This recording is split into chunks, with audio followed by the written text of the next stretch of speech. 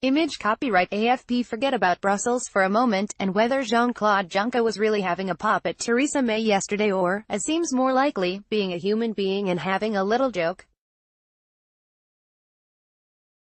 If you haven't seen it, you can catch the May Juncker digital dance-off at the bottom of this page. If you assume there is a Brexit deal done in Brussels, there are dark warnings today about whether that can get through Parliament once it gets back. Steve Baker, the massively motivated and organized Brexiteer who jumps out of planes for fun, reckons he has at least 40 colleagues who will actually have the bottle to vote against the PM's deal if it is a squishy version of Chequers, or softer still. And former Remainers like Mark Harper, who used to be the chief whip, say the PM has to think again or risk being defeated. And remember, this would be the Prime Minister losing the biggest vote in years, on the biggest project her government is pursuing. So, with no majority and the opposition parties having pretty much pledged to vote against, how will the government get it through? Stand by for an X-rated version of Project Fear with extra parental warnings. The government's plan is to present the choice not just as deal v no deal, but to make it a decision between what will be described as pragmatic if not perfect v chaotic no man's land. Doomsday Scenario Zone senior minister says there will be no status quo. People will be reminded that if they vote against, things don't simply stay as they are, they will crash to something.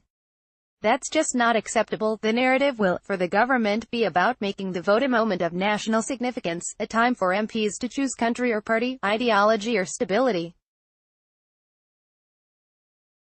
Expect the argument to be made with full force along with its likely doomsday scenarios about what would happen to the economy if Parliament kills the deal.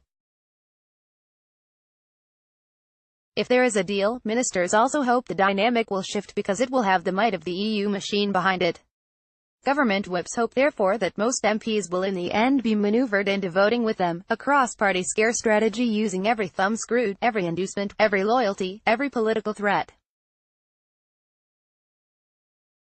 And expect a soundtrack outside Parliament that the country's and government's future hangs in the balance.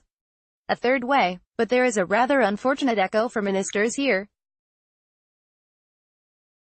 When was the last time Theresa May asked people to make a choice between stability and chaos? Well, quite.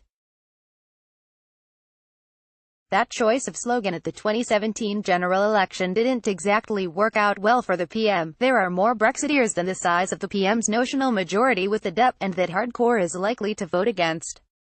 Some centrist Labour MPs who might be tempted to vote for stability rather than uncertainty will be pulled in all different directions by party loyalty too.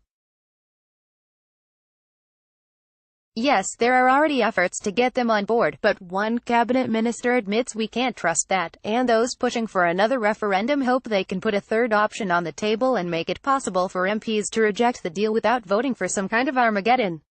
Some of them may well vote against the deal in the hope of making it happen.